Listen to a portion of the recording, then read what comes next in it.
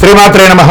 సద్గురు జ్యోతిష్యాలయం వారి యొక్క విశ్వావసునామ సంవత్సర 2025 మార్చి 29 నుండి మొదలు పెడితే మళ్ళీ 2026 మార్చి 28 వరకు వచ్చే ఈ తెలుగు నూతన సంవత్సరంలో వచ్చినటువంటి సంవత్సర రాశి ఫలితాలని మనం ఇప్పుడు తెలుసుకోబోతున్నాం.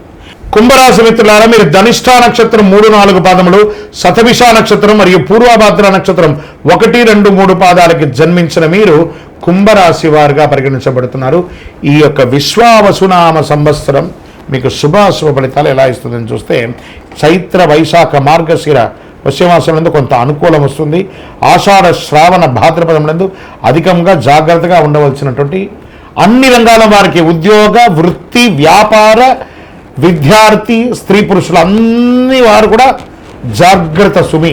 2025-26 ఇది మీరు ప్రతిక్షణం అనుకూలంగా ఉండేటువంటి ఒక సంవత్సరం అని కూడా చెప్పచ్చు. తర్వాత మన మాస ఫలితంలో ఆ మాసంలో ఎలా మార్పులు జరుగుతాయో చెప్తాను. ఓవరాల్ 45% అనుకూలం, 55% ప్రతికూలం.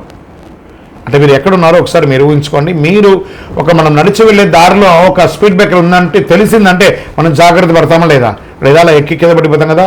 కుంభరాశి మిత్రులారా, చాలా జాగ్రత్తగా ఉండాలి.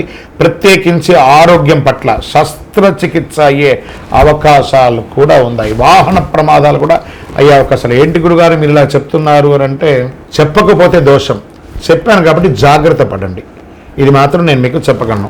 నక్షత్ర పరంగా ధనిష్ఠా వారికి ఆషాఢ బహుళం నుండి సంవత్సరాంతం వరకు నైదన తారయందు కేతు సంచారం, శతభిష వారికి మార్గశిర శుక్లం నుండి సంవత్సరాంతం వరకు జన్మతారయందు రాహు, ఆషాఢ బహుళం నుండి సంవత్సరం వరకు కేతు సంచరిస్తున్నారు.